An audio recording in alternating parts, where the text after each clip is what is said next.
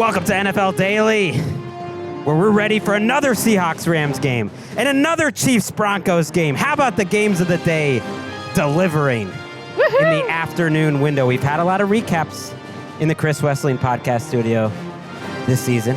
I feel like this one is the most important, and that's because, Patrick, the weeks, make the tension rise. Each week is a little more important than the last. Yes. Who cares about what happened in the first 10 weeks? They all matter. They all matter. They all matter. But this, honestly, to your point, this feels like a before week 11 and after week 11, where we'll look back at this week and be like, oh, this is when we started to find out. There's been a lot of effing around. This is finding out. And if you're scared, listeners, go to church. More on that soon, but we are going to start just across the sidewalk at SoFi Stadium. This one to be decided by a field goal, one way or another. Jason Myers from 61 yards to win it with 1 second to go for the Seahawks. Snap, hold, and boot on the way. It's fading right. It's bleeding right. It's no good. And the Rams are in first place in the NFC West.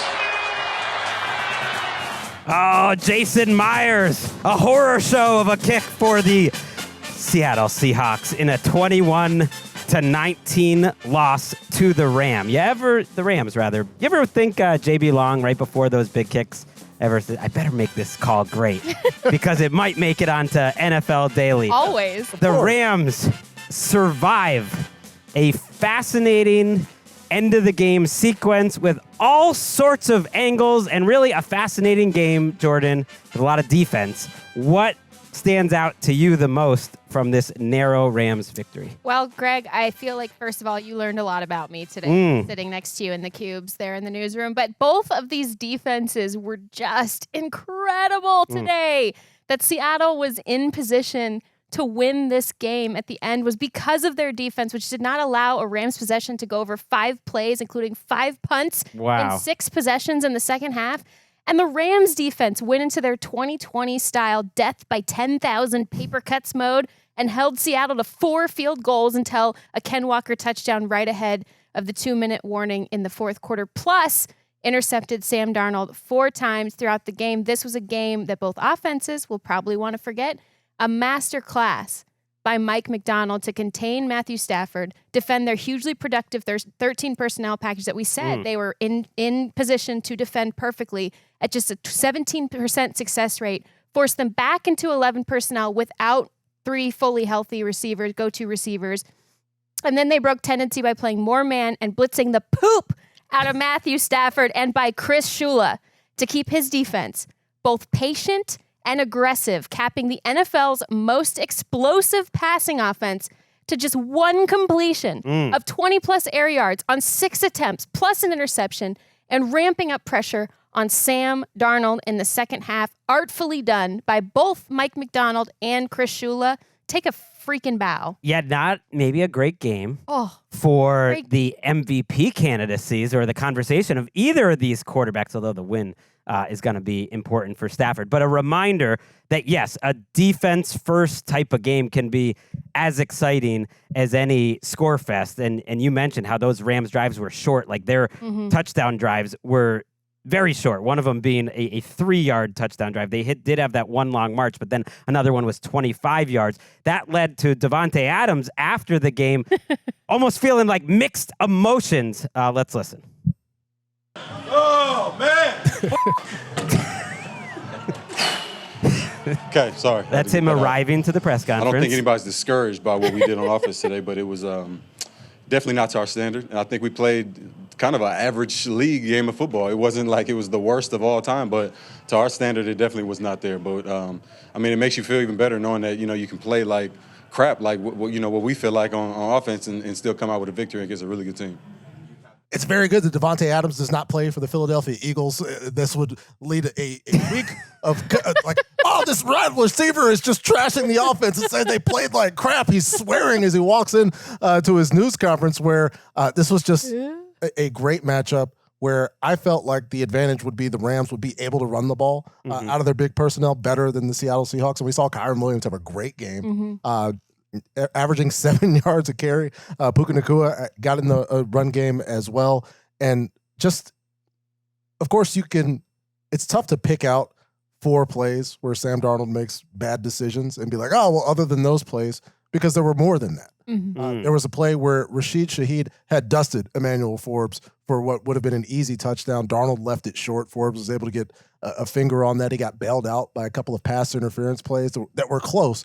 Admittedly, like on the final drive, Emmanuel Forbes did interfere with JSN, and they get a chance at the kick. But in terms of the Darnold skeptics out there, like you mentioned it, this is their evidence number one. This is the first thing that they'll submit when they make the case, Jourdan. It's the Rams. The Rams are the monster in his closet, right? Because he has struggled against them, and I think Chris Shula has played them a little bit differently every time. Like, they ramped up the pressure in the second half of this game, sure, and obviously we know that that's affected Sam Darnold in the past, but they made them earn, they capped everything, and they made them earn every single inch of the field. And where I loved this Clint Kubiak offense, and I told Greg at one point, I think I'm Clint pilled here, because it's like, it looked like the throwback Shanahan offenses where they would just run like Zorro toss against the Rams all day. So toss the ball and hit the perimeter with some of their rushing attacks, and they kept spamming it, and it was super effective, and they just could not get over the top to make these explosive plays all but one time.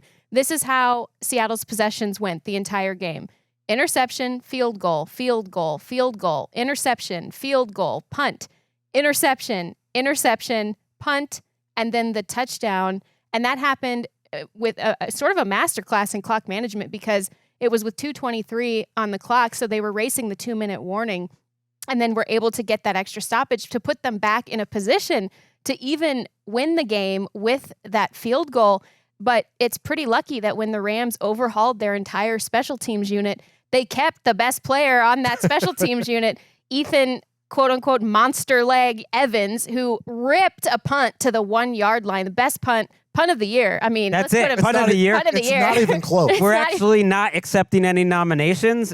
Here we are, November 16th. Ethan Evans, you've won. That's going to be the punt of the year. And you had to go. If you're Sam Darnold, not only are you at that point just rattled because of what they've been taking the ball away, but also, you know, that you're not running the ball up the middle very well, and you can't go out of bounds. So you're not trying to they're trying to contain you in the perimeter too. And so they had to hope that this would be the thing, field goal range with 1:41 to play after that punt. You know, I hate good losses, because the next, you aren't necessarily going to play that well, or the game will be totally different when it's in Seattle. But Seattle can at least tell themselves that, look, we outgained them by over 150. We threw 4 interceptions, and we were still in this game. Unfortunately, they lose Gray Zabel to an injury, and now you combine that with the Sundell injury at center. We'll see how serious Zabel winds up being, but it didn't look great. That could be a problem for them long-term coming out of this game.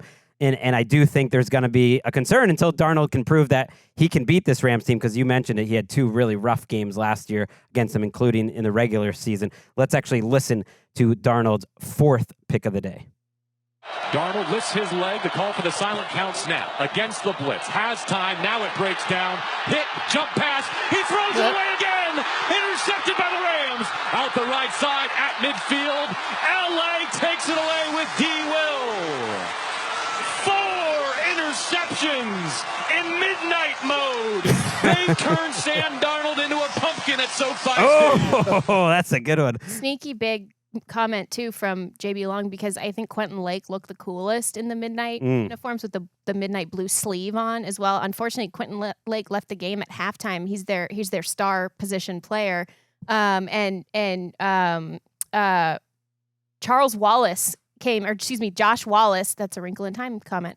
Josh Wallace came in, and he's a former undrafted free agent and had to play that position, and still they held the way that they did and made plays on the ball. I think Darius Williams has made some significant plays against Seattle, specifically with the Rams in crucial situations in his time. And so to do the things that they did despite their own injuries, and again, I can't overstate enough how this group of corners and safeties, who have been a huge question mark for especially the first part of the season, have really come together as a group to limit an offensive explosive passing attack like this was astounding. They were in dime basically the whole game. So even when Quentin Lake was out, who they use as their dime linebacker as that star position player, they still stayed in the personnel that they knew would help them win the game and cap the explosives. And when you do that, you're essentially daring the other team to run. And the Seahawks couldn't do it enough. 51%, in dime. And it was fascinating to see the game plans on both sides because, the whole idea is like, oh, don't blitz Matthew Stafford. He's great against, they blitzed a ton against him 45% of the time. And it was out of him. And it was very effective. So both defenses, I think, had great game plans. And ultimately, it was LA Rams, the red zone, and Davante Adams, his one catch for 1 yard on 8 targets. You're right. If A.J. Brown had that game, it would have been absolutely crazy. But kudos to the Seattle Seahawks because for the first time, what felt like the first time in the past 7 weeks, the Davante Adams split out wide by himself on the opposite side of the tight end's play was successfully stopped. But then they go back to the other version of the play where he runs the slant and he gets a touchdown on the very next play, which actually got his 1,000th career reception. So congratulations to Davante. He has something to celebrate. But again, he's tearing the team apart in the postgame. Oh, no. Stafford finishes with just 130 yards, but avoids the big turnover. And shout out to Sean McVay. It happened so long ago. You mentioned this has been a long day, but his fourth down religion that he has found early in this game made a huge difference. He is aggressive as hell. It's helping him out. Great win by the Rams. Let's go to the other big game in the late window. Let's go to Denver. This ball will be spotted right between the hash marks at the 25, an attempt of 35 yards against Kansas City. I won't even mention it. Snap placement, kick on the way. And it is good. They don't block this one. Like last year in Kansas City. He does mention the Denver Broncos had beaten the Kansas City Chiefs by a final score of 22-19. You can mention it, Patrick, after it goes through the upright. Will Lutz from 35 yards out after a couple of clutch. I'll say it. Bo Nix, fourth quarter throws. The one that set up the game winner was 32 yards to Troy Franklin on 2nd and 8 to the opposite shoulder where Justin Watson wasn't expecting it. But earlier on the drive, he hits Cortland Sutton on a 3rd and 5. He hits Cortland Sutton on a 20-yard throw on 3rd and 15. It's a tricky formula, these fourth quarter Bo Nix performances, but it keeps happening. They're nails in one-score games, and the Chiefs at 5-5, all 5 games are by one score, their losses. And it's a total flip of the script from the 2024 Denver Broncos, who lost all of these one-score games. We've seen them come back and make the plays where you wonder, Coach Payton, take the governor off of Bo Nix prior to 8 minutes to go in the ball game and see what things would look like. But it was safe Bo, a safe offense over the course of this game against the Kansas City Chiefs, where things got back and forth late. Kansas City relying on a couple of big defensive pass interference calls on Riley Moss, who actually leads the NFL. Riley Moss drew a DPI. He sure You're kidding. You're kidding. And no Patrick Surtain in this one. And so you think, well, Riley Moss gets all those targets because Surtain's on the field. No, teams just love throwing at Riley Moss. But the player that Patrick Mahomes loved throwing at the most in this game was Jaquan McMillan, who ultimately picked him off. He was targeted on 22% of the plays where the Kansas City Chiefs passed the ball, and he gave up 6 receptions, but he made Patrick Mahomes pay on those. He actually got a huge, not just an interception, got a sack late in the game that got the Denver Broncos the ball back on that possession where they go down and take the lead. And this was just a great game by a Denver defense to muddy it up, have a rock fight, and I will take the Denver Broncos in a rock fight against almost anybody at this point. Well, statistically, you should 7-2 in one-score games. It's crazy, and I think when the Chiefs got the ball back in a tie game late, you're thinking, okay, this is where they go down and they take the lead, and that's after the Kelsey go-ahead touchdown earlier in the fourth quarter, and it didn't matter. That the McMillan sack is the one that you mentioned, and he had one earlier in the game. He gets the game ball afterwards with those 2 sacks. And it's just these guys popping up on their defense that you don't see coming, and it is Nick. So you can tell me if I'm wrong, Patrick, but I thought it was a more consistent overall game. In general, he played pretty well throughout the game. Their success rate's way higher than the Chiefs in their passing, and it had Sean Payton feeling a certain way after the game. But it's finding those guys that can tune out the noise, and there's been a lot of noise, like a lot of just I won't comment on it, but anyway, and I hear some of the narratives and I just want to, like, cry. But anyway, it is what it is. That's your jobs. Yeah, and I hope somebody does their job because they're in the room laughing, and the rest of us outside of Denver have no idea what the context is for that conversation. I think he is sad for Bo Nix, how much criticism he's getting. That's how I read that. I want to know where he goes when he gives the 1,000-yard stare. If I ever got in that room to ask a question, that's probably what I would ask. I would totally derail the rest of the beat. When Bo was not pressured today, he was 22 of 29 for 273 yards, had a passer rating of 104. All those numbers better than the very notable quarterback who plays on the other side of the field, Gregg Rosenthal. I asked you prior to this game. Yeah. If Bo Nix is able to go in, get a win, essentially bury and fork the Kansas City Chiefs at this point in the division. Okay, fork the division. Even then, I'm not going to fork them just because you never know. Perhaps in the division. But they are 3 losses back and have a bad division record. Okay. Does Bo Nix go up in my glorious spreadsheet and become a part of the conversation here in 2025? Can I award him points, or are you refusing to allow Bo Nix to participate in this endeavor? And be careful what you say because you might make Sean Payton cry.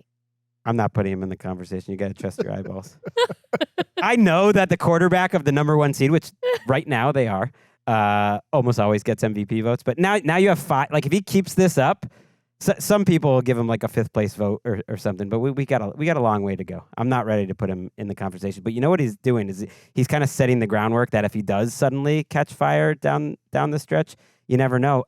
The Chiefs on the other side, Jourdan, like I still do believe that the bones of this team are better than the team from a year ago. And yet they are 5-5 with the Colts coming into town next week. And man, their margin for error is brutal. And it's out of their hands now. They are likely to be on the road for 3 straight weeks if they want to make the Super Bowl, assuming they make the playoffs and assuming the Broncos and the Chargers both don't collapse, which you never know. One thing Lou Anarumo can do to that point of who's coming to play them next is he can mix his coverages and send pressure in different ways, the same way that Vance Joseph did today.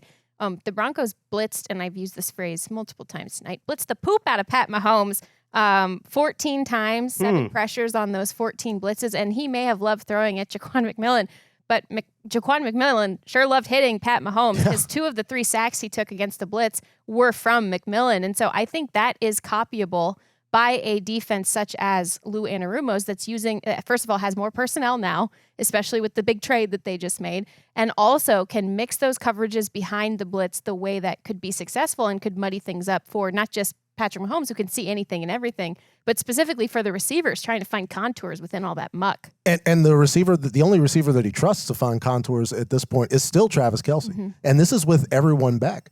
And you would like to see Rashee Rice make a contested catch like he had a chance to do. You get one from Tyquan Thornton, but like Tyquan Thornton that's the only thing Tyquan Thornton is doing. Right, leading the NFL in yards per catch. 1 for 61. Yeah, it was a big 61, but that does not an offense make. Like it's hard to sustain like any level of success when you rely on that. So it's all Travis Kelce and this group that has so much talent. And when they're moving around and the play calls are successful and defenses aren't standing there and waiting on them to come through their area, they look great.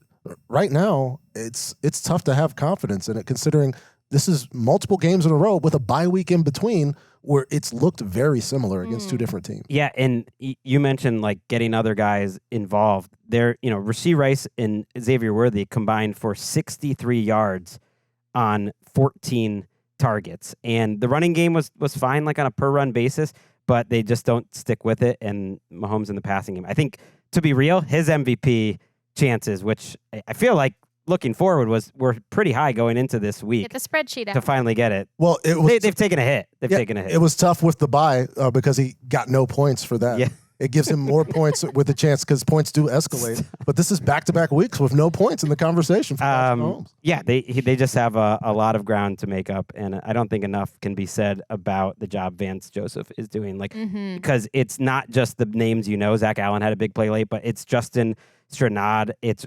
Quinarius Robinson, who I was not overly familiar with, like making a lot of plays. He goes by Q. Playing a lot of snaps. And then Uwuzurike, a defensive end for them, also like making noise. It's a team that's greater than the sum of their parts, and that is a credit to this coaching staff who is great at everything except for avoiding the refs. If you're watching us on YouTube, I do just have to point out that play where Sean Payton is running down the sideline and absolutely decks the referee. They both go down, and then the ref with the amazing move, he's not even going to look back at Sean Payton before he throws the flag. He's just going to throw the flag. I don't even think about you, Sean Payton. Bad job by the get-back coach there on that play. I don't think about you at all. You know who I do think about a lot, and it really has set up the end of this season to be extra special. The Titans of the AFC over the last 5 years, all trying to get back in the mix. The Chiefs trying to get into the playoffs. We know the Ravens are now streaking, and the Buffalo Bills trying to stay in touch in the AFC East. 3 receivers to the left. Cook to the right of Allen in the shotgun here on 2nd and 4. Allen back to pass. Now going to tuck it and run as he's looking for the end zone. And the surge pushes him in for his 6th touchdown of the game. He is a beast with a capital B. He is a scoring machine. He is a fantasy dynamo. And when you need a win from the Buffalo Bills, you need to take apart a defense that I thought was balanced enough and primed to slow down this one-dimensional Bills offense. Josh Allen is the man that you want. One of the only guys to ever do it. In fact, I think, is he the only guy to ever go 3 passing touchdowns, 3 rushing touchdowns? And he's done it twice. And he's done it 2 different times. It's incredible. That's Chris Brown, by the way, on WGR. They put a 40 burger on my guy, Todd Bowles. End up winning, going away 44-32. Patrick, we both thought the Buccaneers could win this game, and we were very wrong. Why were we wrong? Well, what we thought was going to happen was how the game started, because the Buccaneers get a nice drive. They do get some yards. They establish the run very early. Emeka Egbuka got a nice gain on a screen set up. They didn't necessarily get points, but they got a great punt to pin the Buffalo Bills down at the 3-yard line. So first 2 snaps of the game, Gabe Davis and Josh Palmer run mesh. They run into each other. Ball hits the ground, incomplete. Very next play, the Bucs blitz from depth, and Savasier Dennis, nobody picks him up. Josh Allen has Savasier Dennis pulling him down inside the end zone, decides he's going to throw a 2-hand push pass that gets picked off by Jacob Parrish, and the Bucs get the ball. They only get a field goal, though. The Bucs had like instant impact, though, from Mecole Hardman on the ensuing kickoff. He gets a 64-yard return, leading to a score. It devolves into a score fest towards the end, where both teams are going back and forth, but the Bills keep hitting these big play punches, and we saw it with Travion Henderson against the Bucs a week ago, where the Bucs were doing this bend and break defense, but it was more break than not, because James Cook had a 25-yard reception. Ty Johnson had a huge catch and run towards the end of the first half, and there's this up in the play call, up in the booth, where, you know, Joe Brady obviously goes through a lot when things don't go well for Buffalo. He lifts the Lexan, the crystallized cover over the button, and he mashes the 17 button. Yes. And that was it. Like, essentially, it was just all Josh Allen, and the Buccaneers defense having to adjust. Like, what happens when Josh Allen rolls? Like, everything is focused on 17. And when it wasn't 17, there was big space for other guys to make plays. And then he's running over people. He just does it all. And my whole thinking is, it's very tough to sustain that. Yeah, it's tough, but he goes out and does it to the extent that what else are you supposed to do? These are the performances that you often see late in the season. This happened early. Like, even when in their first playoff run, it's like they started pressing that button, especially with him running late in the season, and then they really took off. So, like, this late in the season is starting a little earlier this year, and you're seeing plays like this throw of the year nominee. It's an empty set. Play clock down to 2. Allen in the shotgun 1, and there's the snap. Back to pass, looking left, pumps, rolls to his right, pocket collapsing, comes back to his left, heaves it down the left sideline for Shavers in the end zone for a touchdown. A broken play goes for 6, 43 yards. Like, what do you do against that? That's the Josh Allen that we've come to know in Buffalo. It really God. was. That's his old teammate, right? Eric Wood on the call. The funny thing is it's a broken play, but Josh is the one that broke it. Like, there was a 3-man rush with no pressure at all, and he just starts running around, and he makes something That's true. happen. That's true. God mode. I destroy my own creation. Which is the problem with the 3-man rush against the Bills, where now you've got 11 guys watching number 17, and it's like, oh, God, what's he going to do? Oh, God, what's he going to do? Oh, I have to cover Tyrell Shavers, of all people, where you've got Tyrell Shavers and Gabe Davis and Mecole Hardman. Like, that's the group of people, and they damn near score 50 points. The crazy thing is the Bucs lost this game when they run for 202 yards. The success rate's high. Now, they did get stuffed behind the line of scrimmage a lot in this game, too, so they're a little bit of a boomer bust running game. But if you had told me, they run for 202 yards, Sean Tucker is breaking tackles. He goes over 100. He played really well. They have to take Keon Coleman out of the game before it even starts because he was late to a team meeting, and he's inactive, and he's getting kind of the business from his teammates after the game. Deion Dawkins said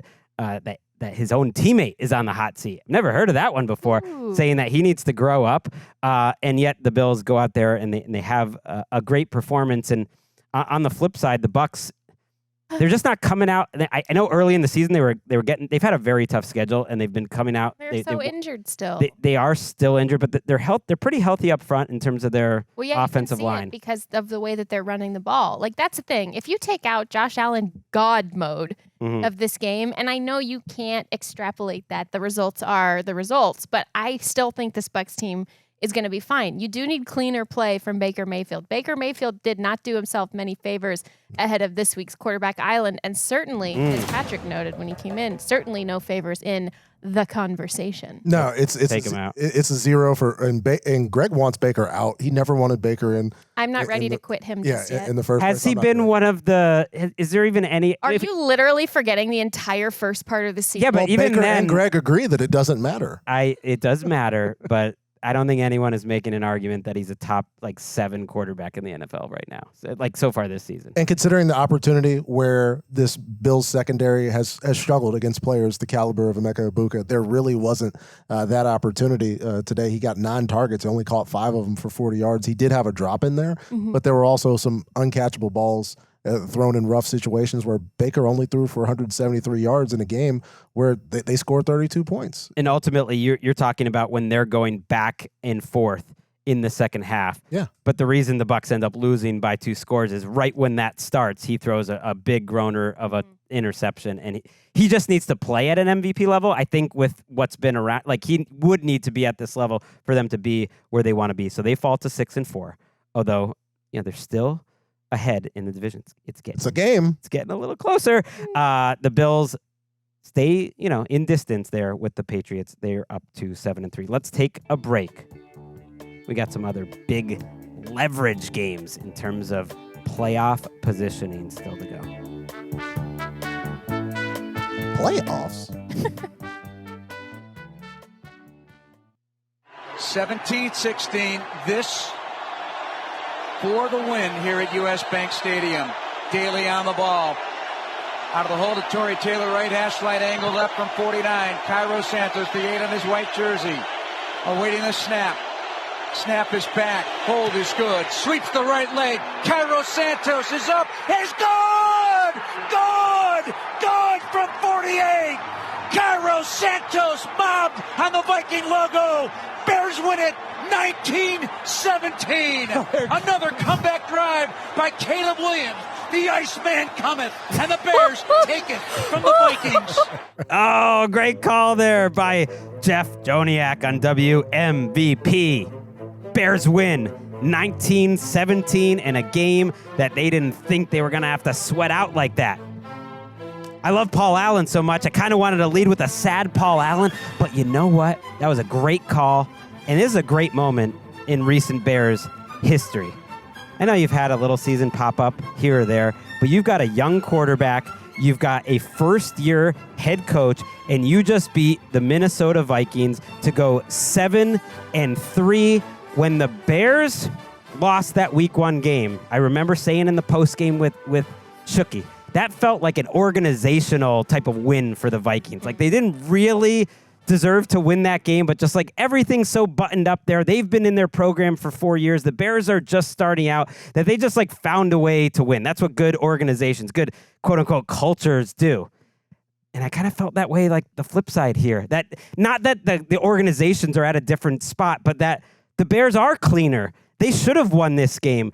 They avoided the big mistakes on offense. And even though their defense has a long way to go, they ultimately like had the formula and were the more mature team. And they deserve this split of the Minnesota Vikings, who fall to 4-6. Do you know what I love about this? And it's the last couple of games, and certainly these comebacks and these late wins by the Bears so far this season is in the late moments of these games in crunch time. No longer are we fully thinking, oh my God, what creative way are they going to lose this game? What horrible thing is about to happen to this football team? Because we saw the range of possibilities last season and certainly in the cursed years prior to that, right?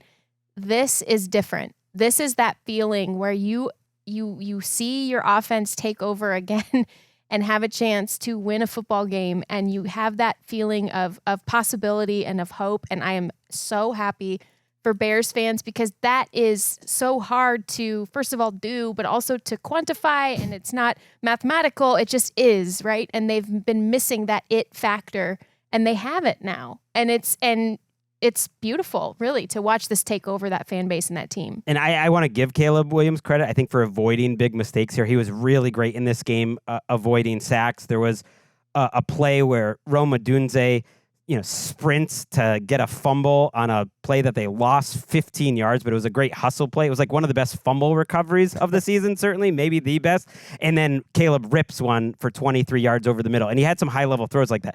But ultimately, like, they didn't move the ball well on offense. He only completes half his passes for 193 yards. And that game-winning drive that they're giving him credit for, it was from their kick returner. It was Devin Duvernay setting that up. Caleb Williams didn't have to throw a single pass. They just ran it 3 straight times. But that's what I like. It's been different parts of the team stepping up, because Jourdan was saying, like, you're thinking of different catastrophic ways they could lose this game. If they lost this game, it would have been catastrophic, considering the situation that they were in, 16-3 heading into the fourth quarter, before J.J. McCarthy, after a brutal performance, doesn't do a lot in the fourth quarter, but does do enough on a drive that took the lead late. Yeah, it was the run game that kind of got them back. There was the Jordan Mason touchdown before the J.J. McCarthy touchdown to Jordan Addison that gave them the lead. But the Bears kind of, as you pointed out, avoiding the mistakes where this was to say a gotta have a game. Brian Flores is going to be aggressive on defense. Caleb Williams got blitzed he had 36 dropbacks. He got blitzed on 24 of them. It was the second highest blitz rate by any defense in a game this season. And so, dealing with that level of pressure in a close game and managing to take care of the ball, because the Bears offense can be kind of haphazard. Like, a lot of it is Caleb spinning around, breaking 6 tackles and making like dangerous throws down the sideline to like avoid those mistakes while still playing in that Bears way. I know there wasn't a lot of statistical success, but I think we can take something away from it. I agree. And he had a big throw to Loveland at one point. They were really good when they needed to be situationally running the ball in short yardage situations. Monungai's stats look horrible, but he actually had a lot of successful short yardage runs. That dude is an awesome short yardage. Monung dude. DeAndre Swift with some good plays too.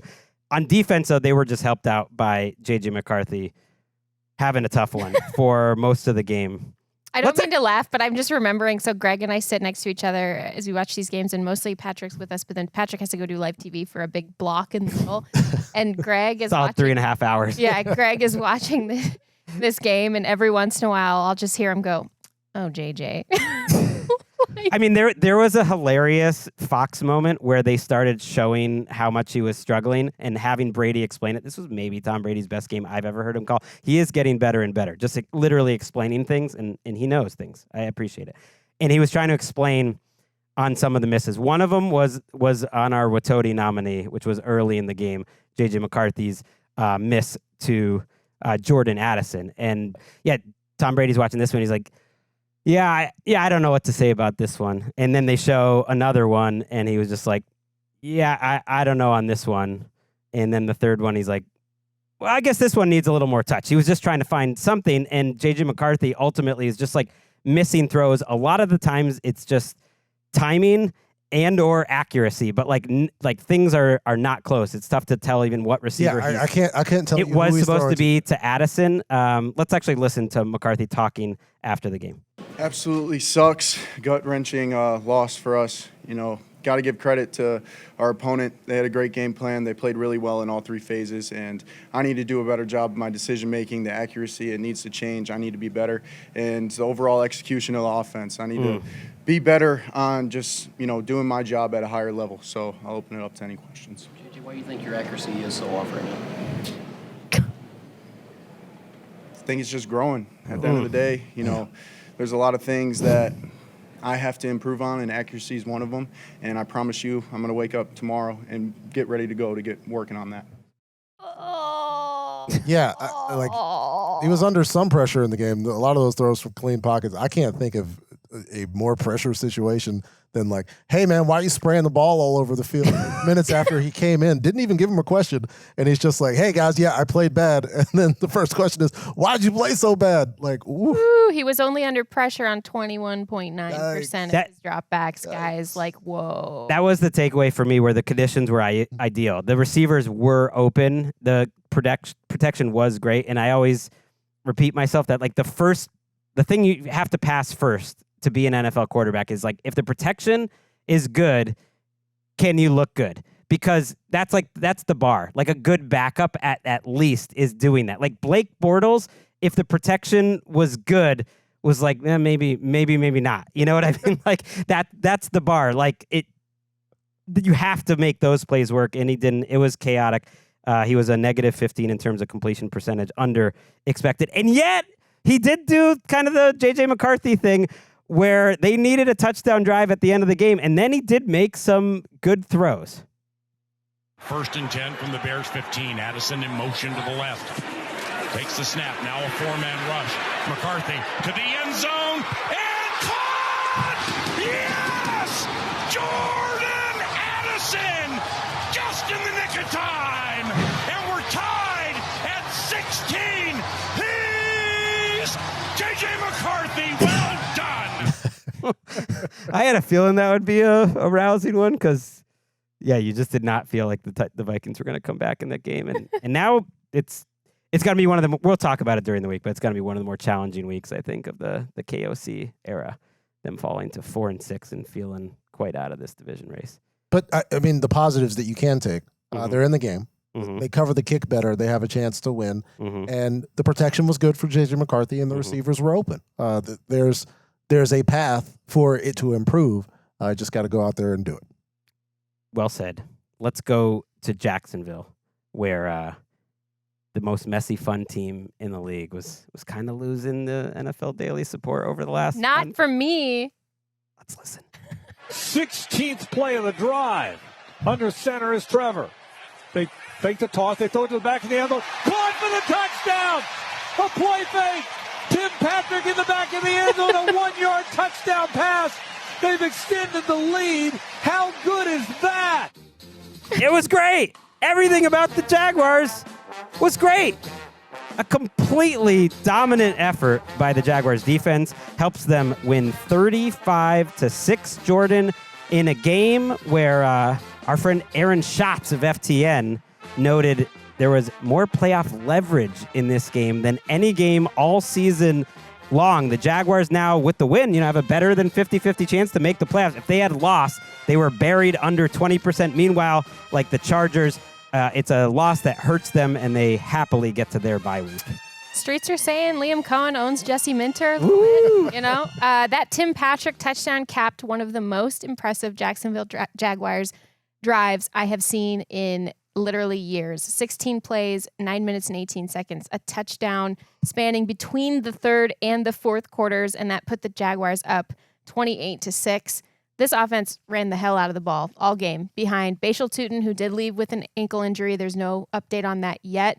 And Travis Etienne. They both combined together specifically for 147 yards, 3 touchdowns, and forced 13 missed tackles by this Chargers defense. the entire game. The Jaguars finished with 192 net rushing yards, and the Chargers could barely get the ball back, let alone put together anything sustainable on offense. By the time Trey Lance took over with about 10 minutes left in the game, the Jaguars up 35-6. The Chargers had 4 net yards of second half offense, 104 net yards total, and Jacksonville had over 30 minutes of possession to that point. It's crazy. This was the third worst offensive performance by any team in the NFL this year, according to Sheil Kapadia. That's EPA per play. 135 yards overall. That's bottom 5 just in terms of total yardage. It's a surprise because the Jaguars pass rush hasn't been great lately. Let's listen to certainly their best player having a big moment. 3rd down and 10. Jags have 6 defensive backs in the game. They got that extra safety in Rayon Lane in the game. Shotgun. Dropping is Justin Herbert. 4-man rush. Scrambles away. He gets hit. He's going to get sacked. Josh Hines Allen got him. 3rd sack of the day for Jacksonville. Back at the 28-yard line. Now, after that sack, Josh has set the franchise career record for sacks. Congratulations to Josh Hines Allen. Oh, very cool. An unsung hero for many years, and I know this year has been frustrating for him because he has been near the top of the league in pressure rate and doesn't have many sacks to show for it, and he gets it in a day. They were just dominant. Like, what did this look like from the Jaguars defense? Yeah, this was cool. So having Devin Lloyd back was so crucial for them. You could just tell that everybody feels more comfortable and more aggressive. Anthony Campanelli, the defensive coordinator, can call more things, can be a little bit, mix things up a little bit more in terms of what he wants to do with this pressure. They made splash plays in bunches. Josh Hines Allen, you showed the sack that he had just now. He got to Justin Herbert twice, once on a 1st down and then on the 3rd and long. They got their hands on the ball. It was really fortuitous for Jacksonville for guys like Trayvon Walker and all over this defense who had a great game, that they were going up against one of the more depleted and just questionable offensive lines in the NFL.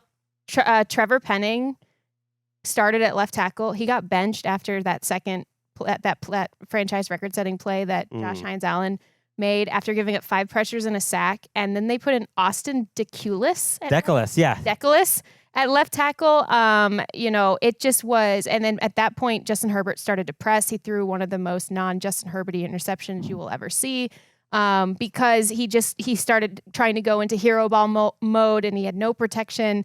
I don't think I've ever seen a left tackle a team just traded for benched that quickly in a game. It was not good because it was. Why is he playing at left tackle? It wasn't just and he was ISO'd too. He was single 1-on-1 against the pass rush, and it wasn't just that the pressures that he allowed were just like pressures on on dropbacks. They were not only were they quick pressures, but they were bad pressures where he was getting pushed all the way backward into Justin Herbert. I mean, it was so confounding to me with all the massive human beings that they have as chippers on this offense, why it was so ISO for Trevor Penning, and then he just got yanked. Like, they just pulled him. Yeah, and perhaps it's, feeling yourself a little too much, where they make the Odafe Owe trade, and it works out. And they go into last week where I didn't pick the Chargers because I'm thinking, they're relying on Trevor Penning. That can't be good. And he doesn't play a snap in his first game with the Chargers. And I'm thinking, okay, so they don't need Trevor Penning. Then I look up and they're playing horrible. I'm asking George, is that Trevor Penning? She's like, yeah, he just got benched. I said, not anymore. I couldn't tell because I was sitting next to Jourdan, as we've established, and there was a lot of, Trevor. Well, but it actually was both Trevors for a little while, and you were like, Trevor. And I just didn't know. It was not a great game for Trevors. No, not a good Trevor day. It was... Trevor Lawrence is at times infuriating to watch. I'll just say that. I've been on this rock for a while, but he made his dumb mistakes early, which really helped out the Jaguars because they completely dominated the line of scrimmage on both sides. Awesome. And that is what made the difference in this game. And he just sort of just let go behind him, honestly. I don't want to call him a game manager. He made some nice throws, but he really just let the game go, honestly, after making a couple mistakes early. And the worst outbreaking throw I've ever freaking seen in my entire life that was too slow and thrown to the defender's inside leverage versus outside shoulder of the guy running the route. And Dante Jackson picks it off. And at that point, I'm like, are you kidding me right now? Like, seriously? And it was a slow throw. Put some juice on it, man. Like, J.J. McCarthy at least is ripping these passes, you know? And I think it's resulted in Liam Cohen. They did run the ball great. The most routes ran was Parker Washington ran 20 routes today. Yeah, he's special. Like that's it. In terms of the Jacksonville Jags passing offense, like Trevor has 22 attempts where he had the straight Tebow power rushing touchdown, but like it's kind of got hidden by Cohen in the offense in this game where they scored 35 points. This was a bad result, I think, for the Chiefs and the Steelers / Ravens and the teams that are trying to sneak into the back half of the playoffs, because the Jaguars schedule, one of the reasons their percentage to make the playoffs is so high, even though they're not great, is like it's pretty favorable down the stretch. So to get a win like this, by the way, since they fell down, I think it was 27-0 in that playoff game in Jacksonville, they have outscored the Chargers. I know that was a long time ago and many coaches ago. 66-9. That's what you deserve when you play Trevor Penning at left tackle. You don't think the Saints would have played him there if they could have? I mean, he was struggling at guard. Get him, Greg. All right, let's go to MetLife for a fun one. In the shotgun, Winston looks it over. Here's the snap. Winston sets, throws, left side of the end zone. Intercepted! Intercepted by the kid! Oh, Evan Williams delivers in the left corner of the end zone. And the Packers deliver the dagger. Oh, it's the dagger. But it wasn't exactly the dagger, because they did get the ball back for one last play where Micah Parsons gets a strip sack on Jameis Winston. A thrilling end, I would say, to a well-played football game. They got the fired coach bounce. I thought Mike Kafka had a good game. They were up for the challenge. This thing was back and forth, but the Packers win 27-20, and I know there will be a lot of complaining about why do the Packers play with their food. The Giants had a lot of low percentage plays, especially passing the ball, that they hit, and I want to give Jordan Love credit, first of all. This was one of the best games of his career, which is crazy because at the end of the game, I looked and it was 174 yards. And it's one of those, you got to watch it because he had 6 or 7 incredible plays. They only had 7 possessions in this game. So putting up 4 touchdowns in 7 possessions is excellent. His air yards was over 12.5. A lot of his throws were tight window throws where he almost was passing up on those short throws that might have been available, but he hit them down the field. There were a number of drops that went against him. Josh Jacobs got hurt early in this game, did not return after halftime. They did not run the ball particularly well. And I thought Love was really up for the challenge with great plays. Let's actually watch one of them to one of 2 Christian Watson touchdowns, and they both were great plays by the receivers. Green Bay trailing by 1. A shotgun snap to Love. He bobbles for a moment, now lofts it. Right side of the end zone. Watson leaping grab. Oh, sensational touchdown catch. Christian Watson. My, oh, my, oh, my. Same. They beat Corey Black, and Christian Watson used every bit of his 6'4" frame to go up and grab that one.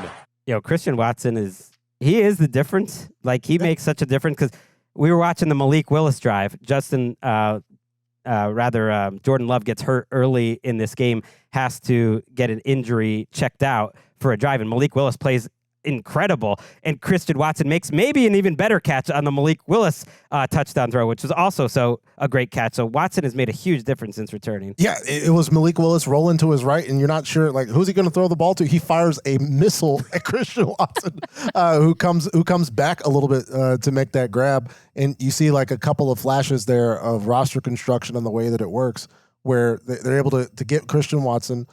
He comes back from the ACL injury, looks great in his first game back, where normally like you worry about a guy in this situation. Like, he's not, I'm sure he'll tell you, right? He's not 100% there because it's kind of physically impossible to be at this point while playing tackle football. But he's able to make these plays, and to have a quarterback like Malik Willis, who Matt LaFleur trusts, I think he might like calling plays a little bit more. They ran the ball incredibly in the one Malik Willis drive, including a 3rd and long run by Malik Willis, which was a design run. Like, he started breaking out the good stuff right away, and I started thinking, oh, man, this is going to be rough for the conversation. But then Jordan Love responded. Fill mom and dad's liquor bottle back up with water and put the cap on really tight. Put it back so nobody ever knows, Put the good stuff away again, And if Josh Jacobs is out for a while, like, we'll see, because that is a dude that plays through injuries, I think, as much as anyone. And he returned from this injury at first. Wasn't quite the same when it was Emmanuel Wilson out there. But yeah, well, before we go to the Giants side, there was also a great Jordan Love throw to Savion Williams that I did want to highlight too. I don't know if it's a throw of the year nominee or anything like that, but if you're watching, it was on that touchdown drive late. He had all the time in the world, Jordan Love, and he just does what Jordan Love does while under total pressure, throws it in the bucket. He is a fun dude to watch. Yeah. When you put the Jordan Love reel on, all of these throws that he makes are all fadeaways. Yeah. Like, he's not stepping into any of them, and it almost feels like you can see Jordan Love in his body language before he does this, where he's like, watch this.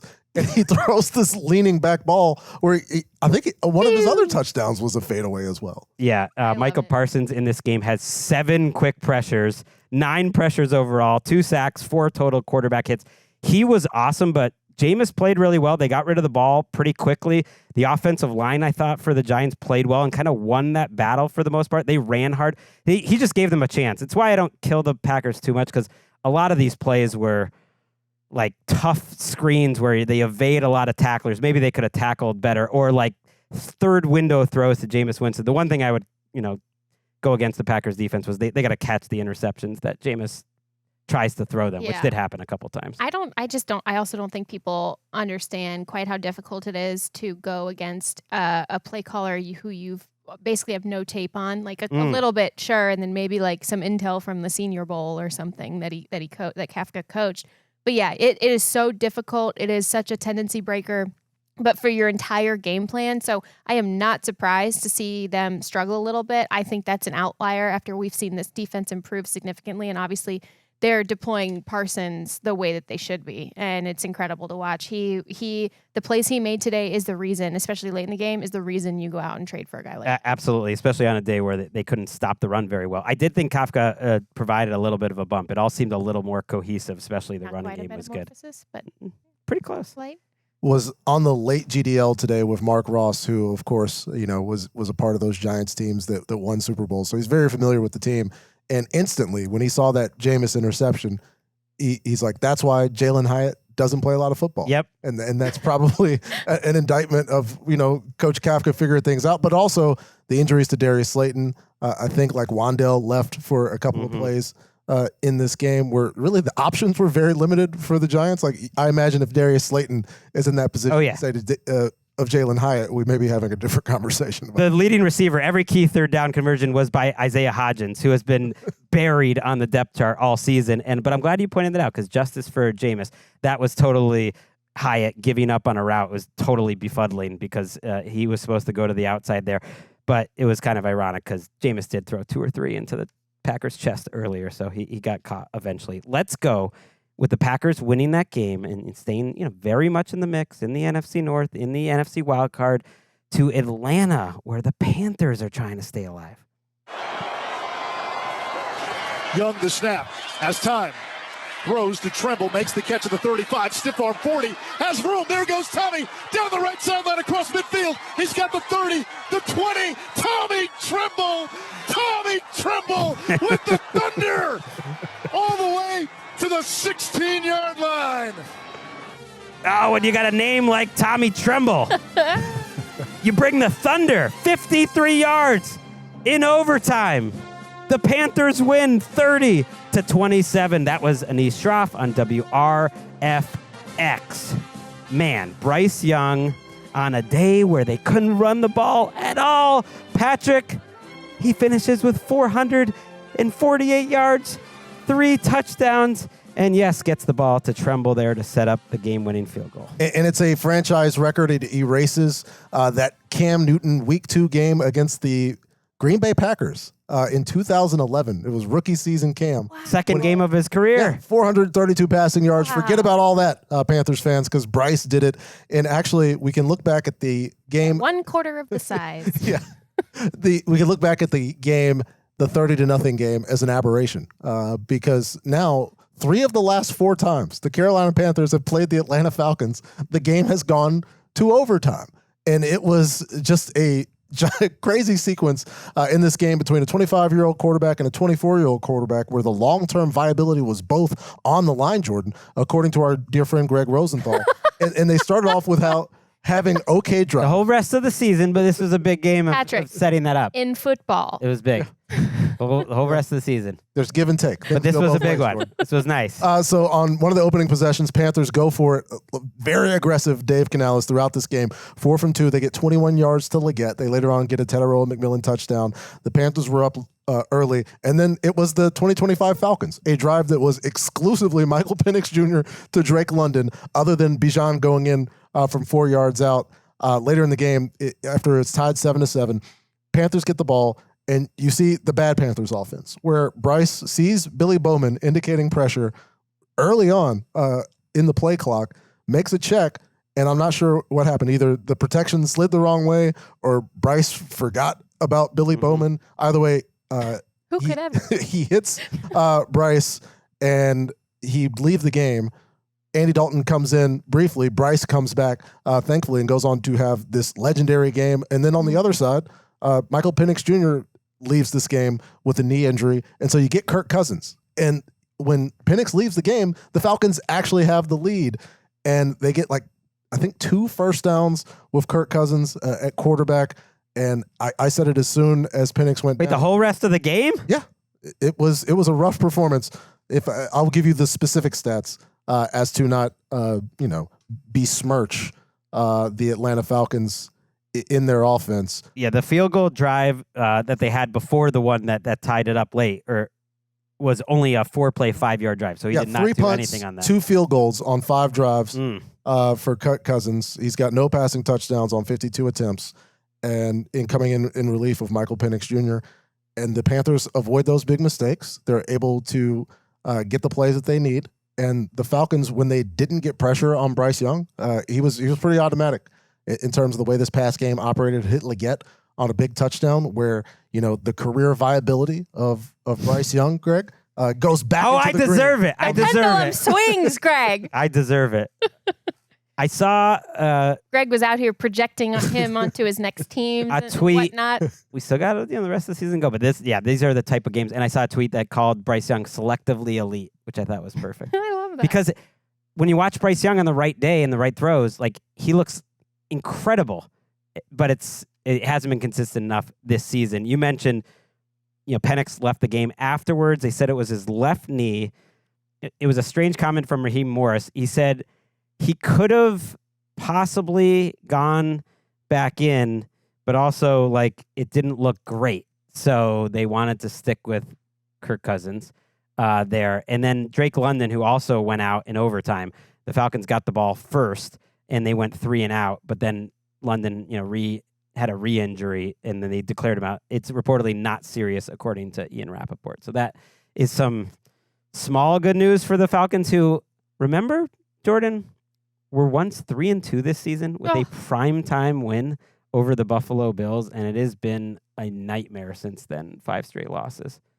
It feels like many, many years ago that we were celebrating not just how awesome this Falcons team looked against the Bills, but just how complete of an attack on both sides of the ball it looked like. And you said it, first of all, when you said inconsistent, that is the Falcons, and they fluctuate. Their highs are getting lower and their lows are getting lower as well. And I think especially when you factor in injuries, and then you hit on it too when you said the injury is not serious. Well, that also describes this Falcons team. They're not serious to me. This is an unserious football team.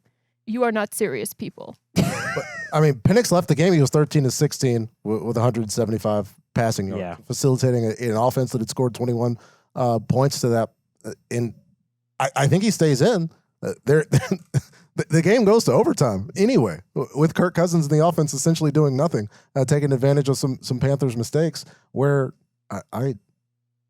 this is a game where the quarterback gets hurt. Yeah, and 10 points combined. And the last 3 losses for the Atlanta Falcons, where I know horseshoes and hand grenades and all that, and you'd like to get some wins, but back-to-back overtime losses, but they're finding different types of ways to lose. They also, got blown out by the Dolphins and weren't particularly competitive with the 49ers. So it's like they're finding many different ways. And I'd have to watch it closer to know this, but they held Rico Dowdle to a 25% success rate, at least the Panthers as a team. So it's almost like they were daring Bryce to beat him, and they didn't do it. And Bryce, look, he's cool under pressure, and he's a guy who is going to deliver when asked, just like our friend Patrick Claybon. And I got to think Patrick Claybon was making, if you're watching our show on YouTube, this kind of motion, this kind of look. Oh, my God. When Bryce Young hit that touchdown late in the game. And yes, this is a Game Day Live promo where can you describe it, Patrick? You're pointing at the camera and you're a little mischievous. I'm an awkward person when I am taking pictures. I have no idea what to do with my hands. And the person stands there and they just keep clicking the button. And I'm like, well, what the am I supposed to do? And so I point. Selectively elite. Yeah. And this is the picture that they choose to go on the graphic. And Steve Smith Sr. is standing there all prim and proper. Mark Ross, who is the most fashionable man in America, is adjusting, the bottom of his shirt, and Rhett looks great. And for some reason, this goofy jerk is pointing at I love it. With both fingers. I love it every minute. And I'd like to imagine that's the look that Patrick gave when Bryce Young found Tetaroa McMillan late in the fourth quarter. Let's take a break by listening to this call, and we'll be back on the other side with a little NFC West magic. 15 on the clock on 3rd and goal from the 12. Young looking around, he'll take off and run. Now throws to the end zone. McMillan, left corner, makes the catch. Touchdown, Carolina! Touchdown, Carolina! 1st and goal from the 4. Let him finish this drive. Back-to-back big plays from CMC. Under center, Purdy. Toss play to McCaffrey. To the right side. Cuts back left. Weaves his way into the end zone. Not once, not twice, but thrice for McCaffrey. Touchdown, 49ers. Feel like we haven't heard Justin Allegri too often over the years. Must be a backup there on KNBR, and he's stepping up in a big spot, and so did the 49ers today. 41-22. On a record-setting day for Jacoby Brissett. Congratulations to Jacoby Brissett, who broke a real-deal record that had stood for over 30 years. Jacoby Brissett completed more passes in an NFL football game than anyone has in any game ever. 47 out of 57 for Brissett for 452, and yet they were not competitive for most of this game, or really any of this game. A lot of good signs for the 49ers before we get to the Cardinals side of it. I think you heard it there in the call with CMC. It was almost like after they didn't use him a ton for 1 week, he had more juice. Just thought he ran with better aggression, and maybe it was the lanes were opening up, but I thought he was great today. I thought George Kittle had a little more juice than we've seen, certainly as a receiver, 6 for 67 and dragging defenders on a couple first downs. And then, it was just great to see Brock Purdy back in the mix. Don't think it was much different than him and Mac Jones. If anything, he got away with a couple turnover-worthy plays. Oh, it's just true. I was surprised. I know. You just couldn't wait. You could not wait to say that. You couldn't wait to say it. Greg wants a controversy so bad. I don't want a controversy. No, he loves Mac. I just don't understand why it has to come at Brock's expense. Go watch this one, and I was shocked it was this low, but I was like, I bet his grade in PFF is not that good for this game. And it was like 59. It was significantly lower than you would have expected, and lower than Brissett. But he played fine. They were wide open. Yes. Yes. You can find ways to criticize people without tearing down other people, Greg. Comparison. It's the thief of joy. That's what they say. I mean, there's also the capacity of getting the players in the right position, making the checks at the line of scrimmage. Yes. Christian McCaffrey had one of his better days on the ground, facilitating the return of Ricky Pearsall, who ran more routes than Christian McCaffrey. George Kittle ran more routes than Christian McCaffrey. So CMC, who breaks an NFL record through 10 weeks with touches, and I understand he was very involved in the game today, not involved to the extent that he has been And so, as you pointed out, Greg, you take a little pressure in terms of the volume of carrying the football and getting hit by people that Christian has faced, where I think the team looked a little better with Brock than they have all season. Some of the no advanced question. checks, too. I mean, I'm not trying to say it was simpler. Mac Jones was pushing the ball. He should be applauded for that. But some of the more advanced checks and tags that they were getting into, I didn't see this entire game, but I did see some clips of it where you could tell that McCaffrey, Kittle, veteran players who are used to this offense are more comfortable getting into those a little bit more complicated looks with Brock Purdy because he's been there. He knows more levels to it. Yeah. The only thing I was getting at was just kidding. Like this was a full team performance. Like their run game success has been so bad all season, and it was over 50% today. They were consistent throughout the day. They hit their first 20-yard run of the season. I couldn't believe that. They were the last team, if you were curious, to not have a 20-yard run. I mean, wow. They made it to week 11. It was a CMC, burst up the middle. And sometimes it is about the defenses taking advantage of mistakes because Jacoby had one bad interception, one that wasn't as bad early, but the 49ers made plays on the ball. And Purdy gave the Cardinals a couple chances early in this game, and they dropped both of those chances. And their defense in Arizona, to me, is worry time here for Jonathan Gannon because you go to Jacoby Brissett, but he's a defensive coach. Their defense is getting worse throughout the course of this season, and you can talk about the injuries, and they didn't have Marvin Harrison Jr. either on offense. The offense has been okay. It's really not about the offense.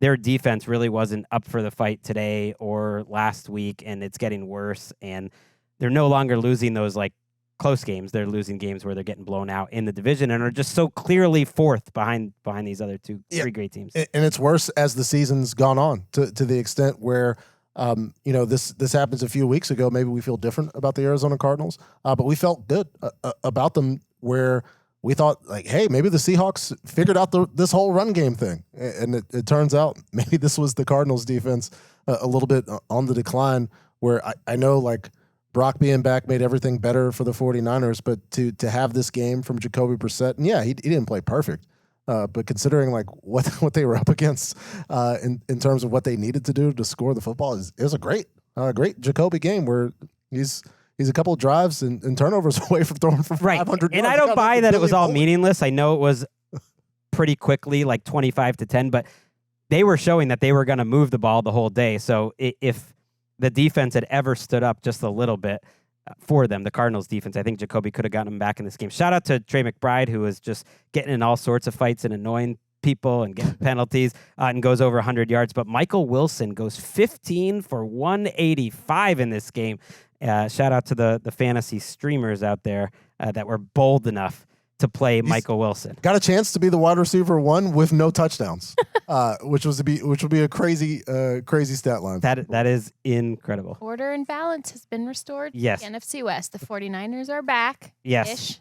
They're back. At least their offenses, and the Seahawks and the Rams are dominant, and then there's the Cardinals. And to close my Gannon point, they had 17 penalties today. That was the most of any team in the NFL since 2019.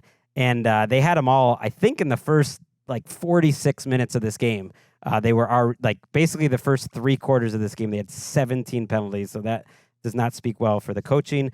Good day for a couple teams battling at the bottom of the wild card race, the Panthers and the 49ers, and they made it a whole lot harder for teams like the Vikings or really anyone else to try to sneak into that race. All right, let's go over to the AFC where the Texans haven't given up on this season yet. Here's the spot. Here's the kick. It's good! The Texans win it at the buzzer, and they get back to 500. They drive down the field for the game-winning field goal. Houston 5-5. I love a call from Mark Vandermeer, KILT, that provides a little context. 3 out of 4 in terms of wins for the Houston Texans. These last 2 came with Davis Mills at quarterback. They win 16-13. Jourdan in a game that caused you to groan a lot. Sure did. But not in a positive way. Nope. Thanks for clarifying that. Cam Ward did everything he could with a depleted receivers room to tie this extremely gross game at 13-all. In fact, let's roll this video while I'm talking of his throw to tight end Chigo Okonkwo. It's a 3rd and long after a false start, of course, and then Ward takes a sack, of course, but he breaks out this beautiful, beautiful deep shot. How many great throws has he made this year? It is just gorgeous, and it's sort of the story of his rookie season. It sets the Titans up for the game-tying touchdown.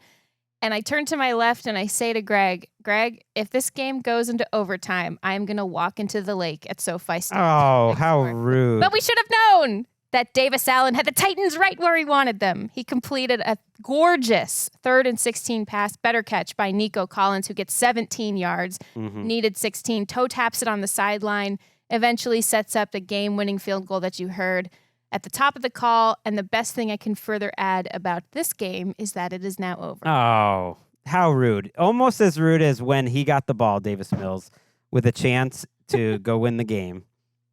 You said legacy drive time for Davis. And I thought, you are so unfamiliar with this man's game. I mean, his win with Lovie Smith as his coach, the game that the Texans didn't want him to win, to knock them out of the number 1 seed and eventually have C.J. Stroud. Bryce Young probably would have been a Houston Texan if not for that win, was part of 3 game-winning drives back in 2022. The only 3 games the Texans won that year were game-winning drives by Davis Mills, and now he's done it twice in a row here. As I'm saying, he defines his legacy. He's just cementing it as a guy who you can trust in the clutch. And that is not a stretch. In a game where, in Jordan's defense, because Greg was watching the, Drew Brees on the call in his Jameis game. Oh, I forgot Malik to talk Willis about is coming that. in. I'm watching this calculator bowl between Baker Mayfield and Josh Allen. And Jordan's over there like, hey, guys, want to guess what the score is in Nashville? Guys, guess what the score is. We're like, that game exists? Yeah, it's by halftime, these two quarterbacks had only completed 23 passes between them. The Texans' best drive on offense was their first possession until the game-winning field goal set up at the end. They did move the ball, but they turned it over on downs, like right at the goal line. And then the Texans' defense just did the thing that they are always asked to do and have to do and must do and are equipped to do, which was set up the team to salt the game away when they were up there, but 13-6 on multiple occasions. And it was back-to-back-to-back Houston defensive series in the fourth quarter. A sack fumble by Will Anderson Jr., and then a sack by Danielle Hunter, and then a tackle for loss on a 3rd and medium screen. With about 10 minutes left, all the Texans had to do was just truly salt this away, but the Texans already showed they can't really do that even with C.J. Stroud at quarterback. So this was like a reverse salting in which the defense just kept shortening the time of possession, and it just kept giving them more bites at the apple, and they couldn't do it until finally they almost had no other choice, and they had to go down and set up a field goal because Cam Ward had made an unbelievable play on the other side. So they're 5-5. They're tied with the Chiefs. They're tied with a Ravens team we're about to talk about with Nick Shook in just a little bit. And I do like, because this defense to me, it's nice to have one defense that you just know what you're getting every week that truly is that awesome, which is why I give a lot of credit to the Titans today. Maybe not a lot, but they kept the pressure rate super low on Cam Ward. They had no running game to speak of, and yet their success rate and the ability to hit that drive at the end, that shows some progress that they were able to do some positive things. The Texans are still they're plus 57 scoring differential on the season. There is a team hidden in there that can still do it, and maybe C.J. Stroud will get it done for him. All right, let's go to Madrid. This feels like a long Guess what the score is, guys? time ago. Very similar in game shape and score to the one we just talked about. A 29-yard field goal to win it for the 3-7 Miami Dolphins. Ball is down, kick is up, and it is good. Walk-off for Riley Patterson. His 3rd field goal of the day, and the Miami Dolphins will leave Spain with a 16-13 victory over the Washington Commanders, knowing that their upcoming schedule after the bye includes the Saints, the Jets, the Steelers, and the Bengals. Is this season still alive for the 4-7 Miami Dolphins? The path. I love it. Will Gavin of Talk Sport. Hell yeah. Not for the last time this year, because he's going to be doing a show with us on Black Friday. There it is. Yeah. And we have one more call from this game. 16-13. Dolphins win. On one hand, you can see the path for the Dolphins because of the schedule. On the other hand, you could watch this game and not think they've taken a gigantic step forward. I actually think the 4th and 1 decision, Patrick, by Mike McDaniel to eschew a field goal to take a lead at the end of regulation when you're inside the 5-yard line was the most interesting part of this game. He literally chose to not take the lead, and I thought of Patrick Claybon in that moment and thought, there are some cases where field goals are good. No. I think that was one of those cases. Because you heard it with the end of the first half interview where Dan Quinn said, hey, we're not going to win this game with field goals. We're going to win it with touchdowns. And both coaches in the final moments proved that, because 3 points is not as many points as 7, and nobody wanted to win this game until the circumstances forced Mike McDaniel to kick a field goal to win the game, which is something both teams could have done several minutes before that. Okay, so for context, the previous drive, the Commanders chose not to kick a field goal, not quite as close, but very close, on the goal line, where Zach Ertz unfortunately stumbles out of his route and they fail to take the lead.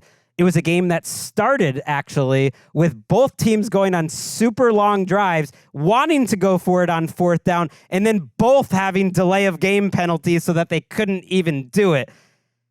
It was all tough. And the reason why I really did not like that call, even before it, I promise, was that they couldn't convert in short yardage all day. So sometimes you got to have a feel of your team. This was not a good short yardage team, the Miami Dolphins. No matter if they ignored offensive coordinator Tyreek Hill and gave it to Devon Achane in up the middle, a play that Tyreek Hill hates, or gave it to Ollie Gordon, or had to a throw, like their short yardage was a disaster all day, or they would have won this game much easier, but they didn't, because they wanted to keep everyone watching NFL Network. Stretch it out.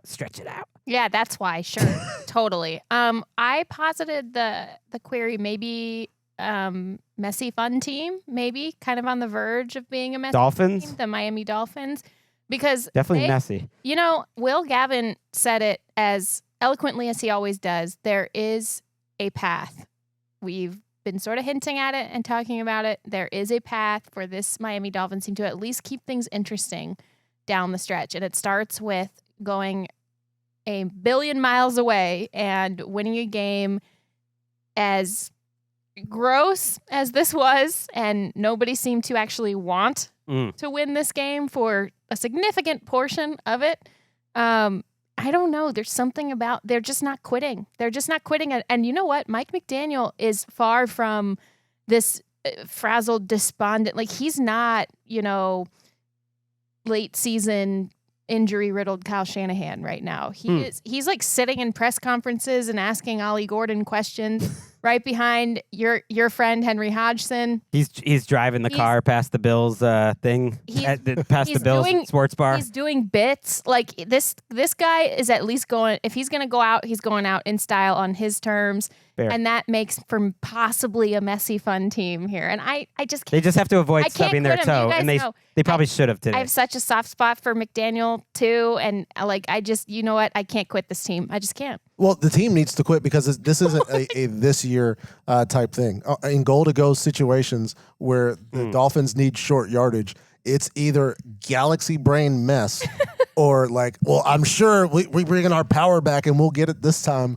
Where it's like this is multiple years where they haven't been able to be successful in that capacity, and there's no there. There's no place where they can lean on it. It's like, we'll try to get Achane the ball with some blockers around and hope he can make a play. And they can't do it. They can't. You can't control when the gummy hits. When they're in year 4 of also barely getting to the line of scrimmage in time, and then it's so stressful watching them to motioning someone with 2 seconds left on the play clock. And I swear they hit zeros on the play clock, and it should have been called for about 17 delay of games. I'm just like, stop motioning them with 2 seconds. Just hurry up, Tua. Hurry up, coaches. You guys are so done with it. Patrick's got his head in his hands. Greg's voice is raising, and I'm like, give it to me. Yes. Devon Achane, though, he had 165 yards in this game of the team's 311 yards.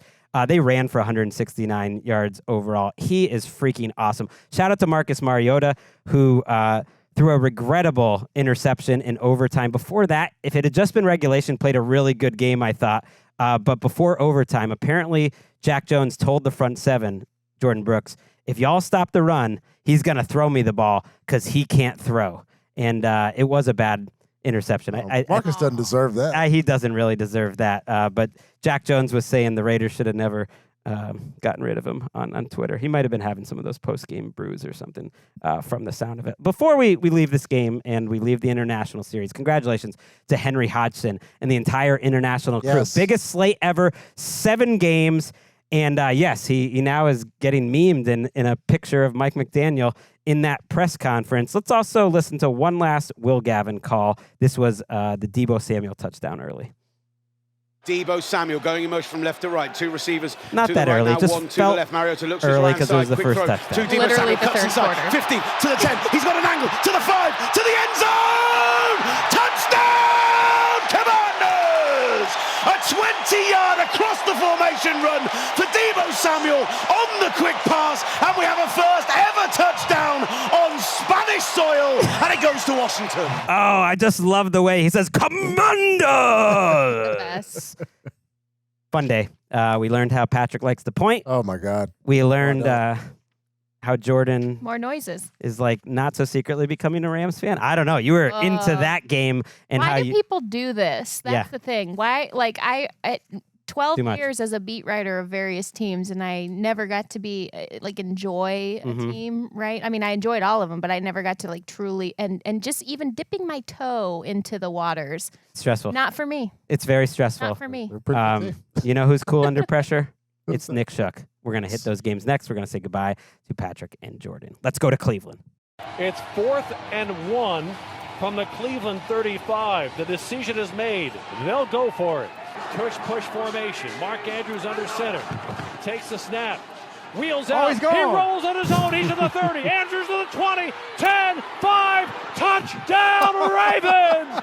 Oh, what a creative call! And Mark Andrews goes from the push to the big man sprint, and the Ravens have the lead. Oh, smiles all around for Ravens coaches, Ravens fans, and Rod Woodson with his homage to Chris Wesley in there. He gone.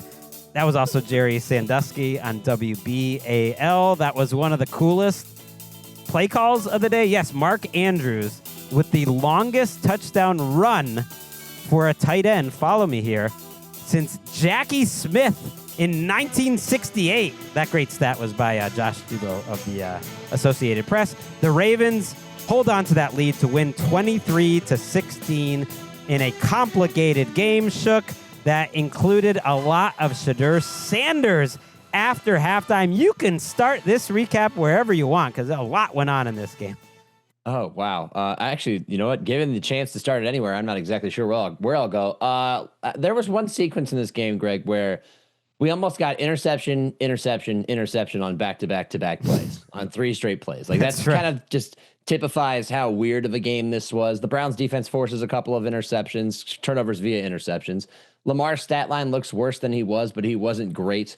The Browns offense is still the worst in the NFL, no matter who's playing quarterback. And ultimately, Baltimore did what they do, which is they go into the fourth quarter of what is essentially a rock fight, and they find a way to get it done with a creative play call on 4th and 1, where they show as if they're going to sneak, and instead Mark Andrews goes around the end and proves just how athletic he is, outrunning Carson Schwarzenegger to the end zone. And that's it. That's the difference. The Ravens win. They've won their 4th in a row. They are right on the Steelers' heels, and everything is as it should be.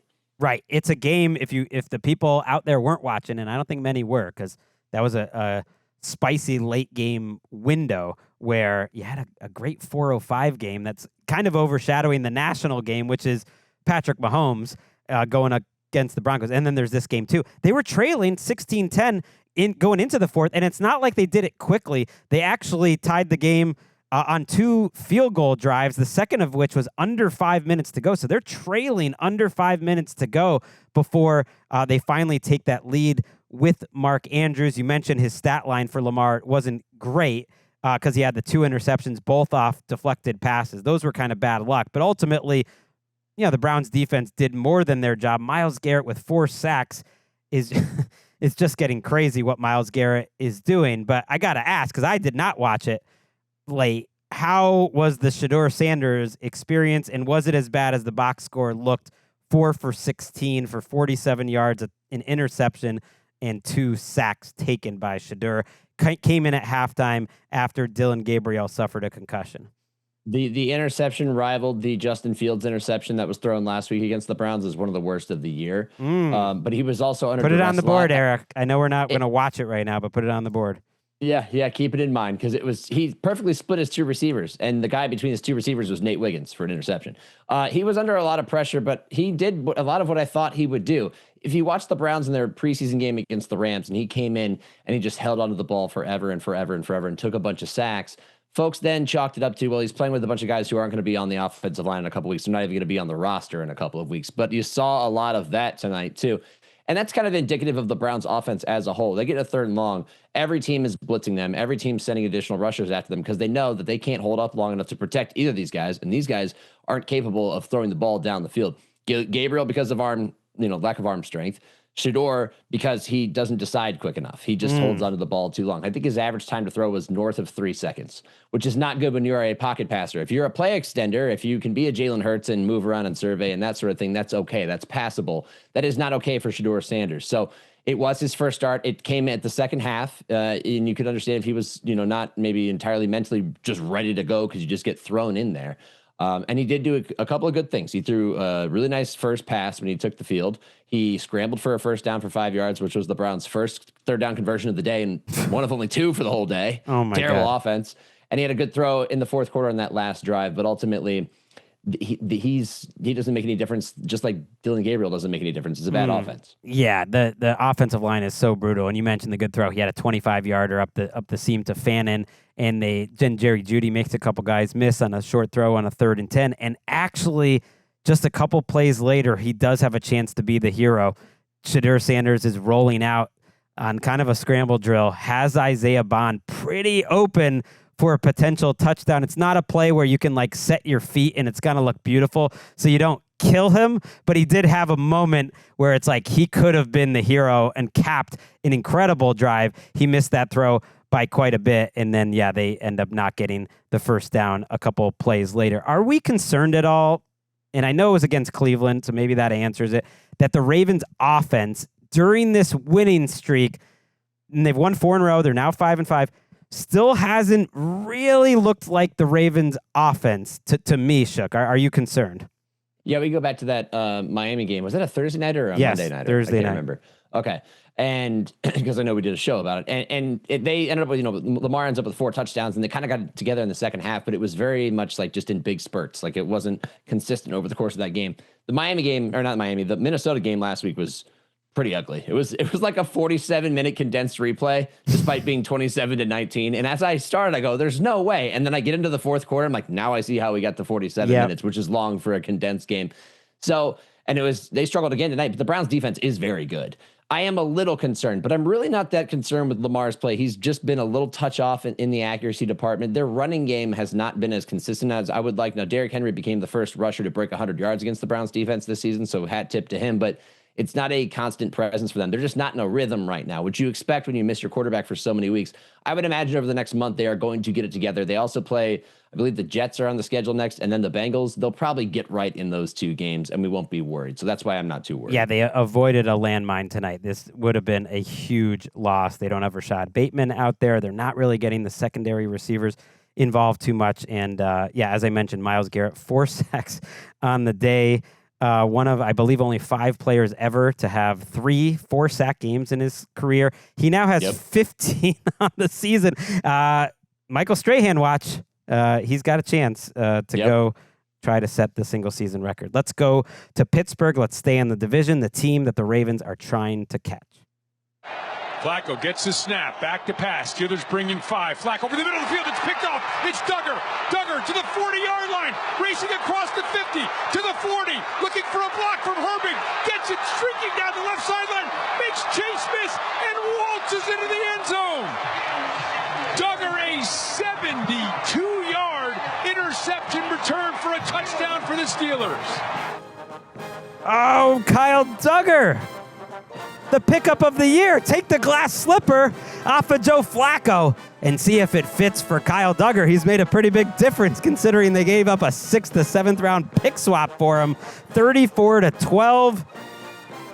Steelers win this game going away, even though for most of it, it felt like it was more of a defensive struggle than we expected, Nick Shook. Yeah, and frankly, you got to give the Bengals defense a bit of credit because for the first time in ages, they were keeping the Bengals in the game because their offense wasn't. Their offense was struggling mightily to finish drives. It was very much a defensive battle here. And yet the way this game kind of devolved and then, went in the favor of the Steelers makes me think this may be the one that buries the Bengals permanently. Yep. And it's because on a day that you get a good defensive performance, like this final score suggests that, they gave up 30 plus again defensively. No, it was 2 defensive touchdowns. Like the defense did a good enough job to keep him in this game, but instead it was the Steelers defense making a difference. Classic Steelers play there. Cover one robber. Kyle Duggar's playing the robber. He's running down underneath and an inexplicable interception, thrown by Joe Flacco. And then they maximize that. A close game that became a blowout, became a bit of a laugher. And I think, again, could be one of those final nails in the Bengals' coffin. Yeah, with 4 minutes to go in this game, the Steelers offense, which had Mason Rudolph at quarterback starting in the second half of this game, because Aaron Rodgers suffered what Adam Schefter is referring to as a small break, I believe, in his left wrist. I don't know. I mean, I know there's different severities and everything, but a break is a break. That's not a good sign. Mason Rudolph is at quarterback. Before that last 4-minute stretch, the Steelers offense only had 13 points. It was just off that pick 6 plus another 13. And then eventually the door gets knocked over by Kenneth Gainwell and Mason Rudolph and Darnell Washington in a game that was spicy. Tell us a little bit about the Ja'Marr Chase fracas, I'll say, with Jalen Ramsey. Yeah, this game was...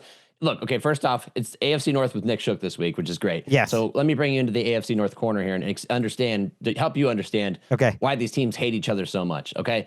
Cincinnati, little brother in the division for a long time. Pittsburgh always represented one of the, kings of the division, them in Baltimore. Cincinnati's always wanted to be there, and they got there over the last few years, but they feel themselves slipping out of that right now in a division that's very much for the taking. So you go to Sunday, and the Bengals need a win. They've won once with Joe Flacco as their starter. They're desperate for one. The Steelers are desperate to prove that, no, we're not blowing our lead in the AFC North. We are going to prove that we're better than the Bengals. It's chippy.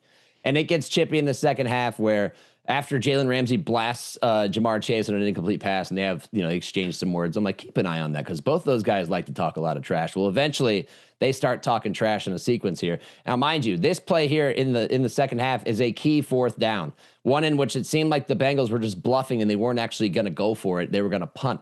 But in the stoppage of play after the Bengals call a timeout, Ja'Marr Chase and Jalen Ramsey get into a bit of a scuffle. And it's not the first time that these teams were brought together. And what you're seeing right now, if you watch on YouTube, is Ramsey throwing punches. Grabs the face mask with his left hand, throws a right cross. That gets him ejected. And then we think, wow, Jalen Ramsey just flew off the handle. No, what we find out later is that for the second time this season, at least to my memory, somebody decided to spit on somebody else, and that's what caused the fracas. Ja'Marr Chase spitting on Jalen Ramsey. He denied it after the game, said, I didn't spit on anybody, but there's very clear field-level video that he spit on Jalen Ramsey. Yeah, if you wanted to be generous to Ja'Marr Chase, you could say he was so out of his mind in that moment that he legitimately forgot that he did it or convinced himself that he didn't actually do it. But unfortunately, there's video of it, and he definitely did it, which means for the Bengals, Ja'Marr Chase is almost certainly going to be suspended for the next game, right? I think we established a precedent when it comes to Jalen Carter in the first game of this season, and Jalen Ramsey also explained earlier a few plays before, I think exactly the play before, that Chase had actually grabbed Ramsey's mouth guard out, and Ramsey was saying, look, I'm all for trash talking. I love trash talking. He grabbed my mouth guard, and so we got into it, but whatever. Then we just started trash talking again. But when he spit, no bueno. He couldn't take it anymore. And it was on a day that was extremely frustrating for Ja'Marr Chase. Only 3 catches on 10 targets for 30 yards. And I just expected this Joe Flacco story how everything been great. Not that he was like awful in this game, to just run out a little bit of steam at some point. And he's a guy who just has struggled against pressure. And he was 6 of 12 for 58 yards with an interception and some sacks in there under pressure today. Wasn't good enough. Before we leave this game, I do want to give some love to our guy, Darnell Washington, who, man, we've been putting him in the spotlight all season. In Dublin, I thought he was the player of the game. I think he's putting together an offensive player of the year candidacy with plays like this. So Rodgers in the shotgun has Gainwell to his right, 51 seconds remaining as he gets the snap. Back to pass, looking, fires over the middle of the field, complete to Darnell Washington. Oh, he shoved down a man and then lowers his shoulder, rumbling down the left sideline. Oh, he shrugged him off with a stiff arm and got down the left sideline inside the 35-yard line of the Bengals down to the 31. No Jake break on that semi-trailer, fellas. That was a runaway truck ramp.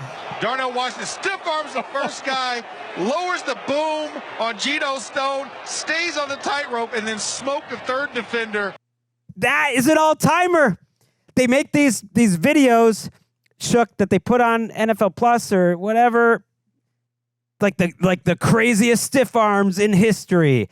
Like, it's going to make that list, but then to finish it off by running over Geno Stone, that is one of the all-time I'm the man plays, like, in NFL history. I love me some Darnell Washington, who, by the way, also had a play where it was the biggest man I've ever seen hurdle an opponent. So Darnell Washington is just putting fun on tape, and I am here for it, Shook. Yeah, shout out to Kyle Brandt, the master of angry runs. I think you found your winner for 2025. It's the guy wearing number 80. They affectionately know him in Pittsburgh as Mount Washington. Ran over a few guys on that one. There's your winner. And he also is a huge part of this passing attack. He had four catches for 67 yards. They're not really getting DK Metcalf on track consistently. He did have 49 yards on 8 targets, but it was a lot of Kenny Gainwell because Jalen Warren got hurt. It was a lot of Nick Herbig rushing the passer. And yes, it was a lot of Steelers. Big win for them to stay one game up on the division. Shook is sticking around, and we're going to talk about one of the biggest games of a great Week 11 slate. Yes, let's wrap up with Eagles and Lions.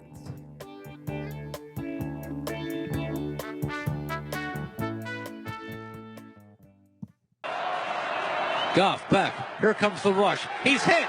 He's hit. Down he goes, and the ball comes loose. The Kobe Dean hit him. This is where Fangio is at his best. He can dial them up, a way to break down the protection, get hits on the quarterback like nobody's business. Kobe Dean just ran right through the face mask of David Montgomery on his way to the quarterback, Jared Goff. Oh, it's tough to find a highlight on Sunday Night Football, but we had to start with that Eagles defense. Nakobe Dean with a quarterback sack and another quarterback hit to throw in a 16-9 performance. That was Merrill Reese and Mike Quick on WIP. And I picked that highlight, Shook, in part because of what happened right afterwards. The Lions didn't snap the ball till they had about 5 seconds left on the play clock. It was about as close as you'll ever see in an NFL game to an offense just saying, I give up. Too good. I don't want to be here anymore. We're supposed to be hurrying up here, but frankly, we're cold. We're not getting any yards anyways. Why hurry? Because we're just going to be unsuccessful on our next play anyways. That is what they were. Then they kicked the field goal. It didn't matter. They weren't getting anything through the air. And what a defensive performance on a night. Jared Goff finishes 14 of 37, and the Eagles defense carries them to a victory. What stood out to you from this defensive performance? I mean, that what we saw against the Packers wasn't a fluke, right? That this Eagles defense is for real, and it wasn't just a flash in the pan last week, and it's not just the addition of Jalen Phillips. It's everything coming together at all three levels. You know, you heard Chris Collinsworth kind of rave about their depth throughout this game, but it is true. The performance of Nakobe Dean in coverage, Nakobe Dean is a rusher. He's just one of many key parts in this defense, and they're all coming together at the perfect time, and it has become the strength of their team. Because, by the way, that final score tells you what you need to know about their offense. They weren't getting much done offensively either, but it doesn't matter when you have a defense that can absolutely squeeze the life out of a high-powered offense and like you said, make them wave the white flag. We're ready to get back on the buses, go back to the airport, and fly home to Detroit. I couldn't believe it. And it was a great performance by Jahmyr Gibbs individually. He ends up with 146 yards from scrimmage, making people miss on a couple catch and run. So Goff's total yardage doesn't look as crazy, but I was looking for the stat that really explained everything in this game. I think the closest I got, well, first of all, Goff 7 for 24 in the second half of this game is just, that's crazy for Jared Goff. And yes, a lot of them were against pressure, and his numbers against pressure are insane. He went 1 for 14 in this game against pressure.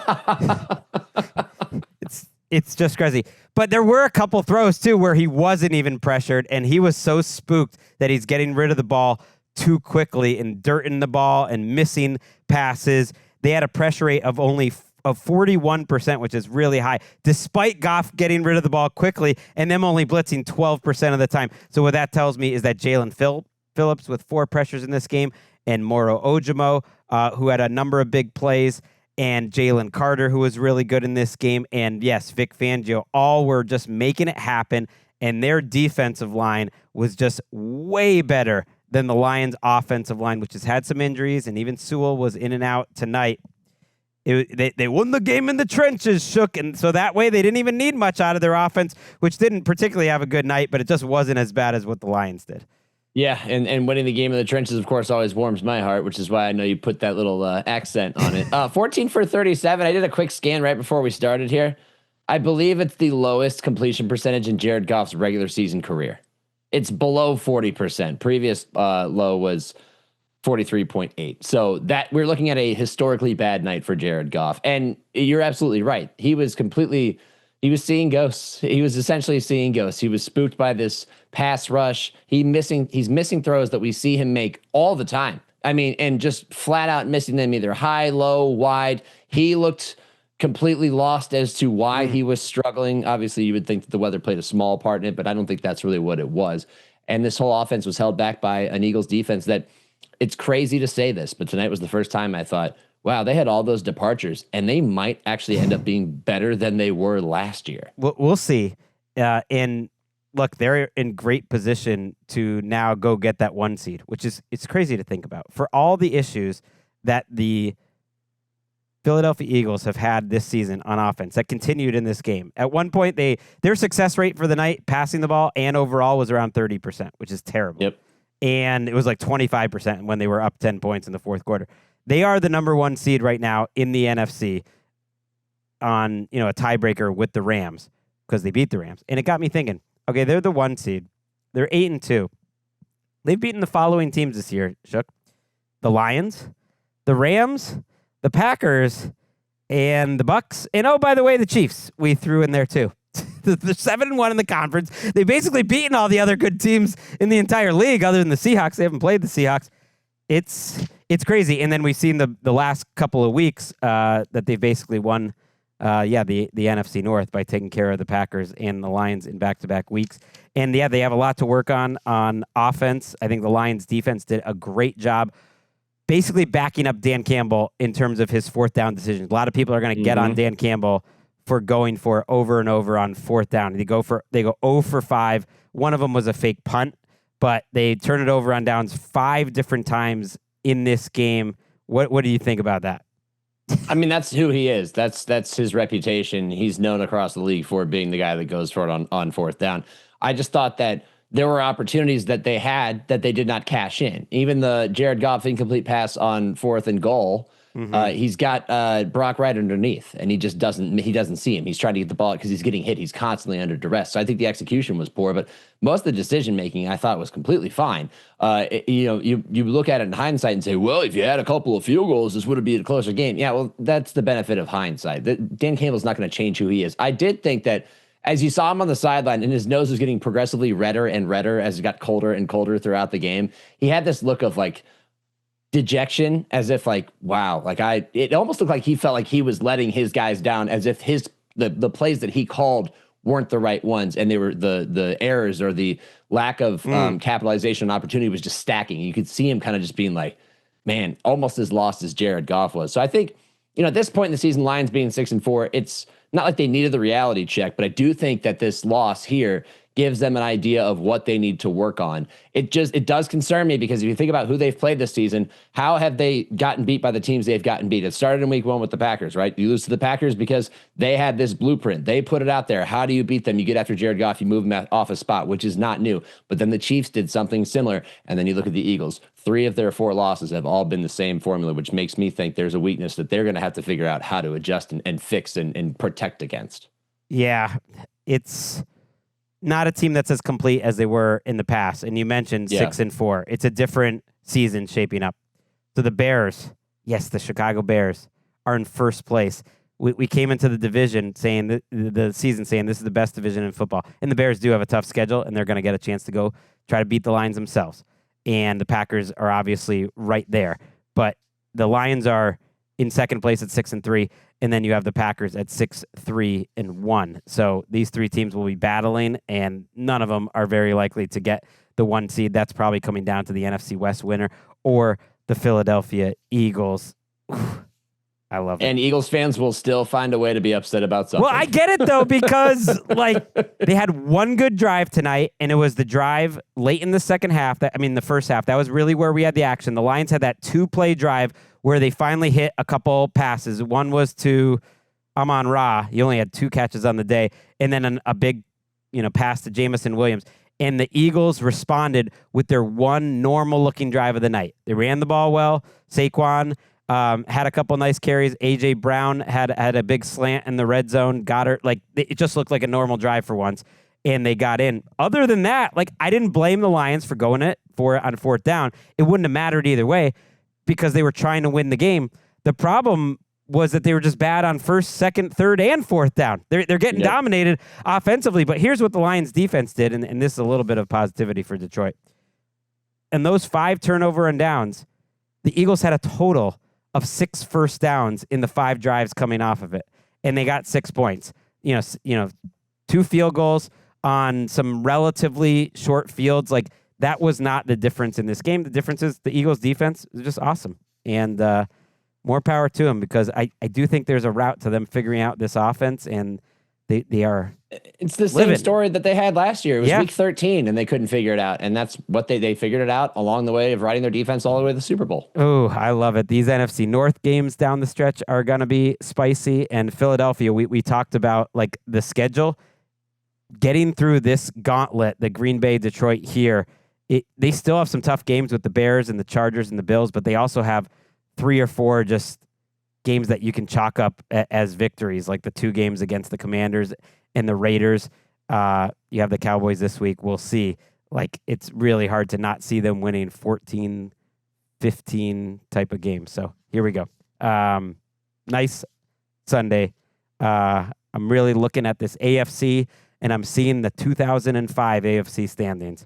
The Broncos, the Patriots, the Steelers, and the Colts are the top 4 teams. Those were the top 4 teams in slightly different order back in 2005 when Jake Plummer was getting it done and Peyton Manning got his 1 Super Bowl for the Colts. So it's all setting up for a big week. We'll have Monday Night Football, Cowboys and Raiders, Shookie and I on YouTube. So join us live after the game. We're going to make that sing. We're going to add some spicy segment, Shook. I don't even know what it'll be, to add even more spice to what hopefully is a fun game. Cowboys, Raiders on Monday night to wrap up a big-time Week 11. We will see you then.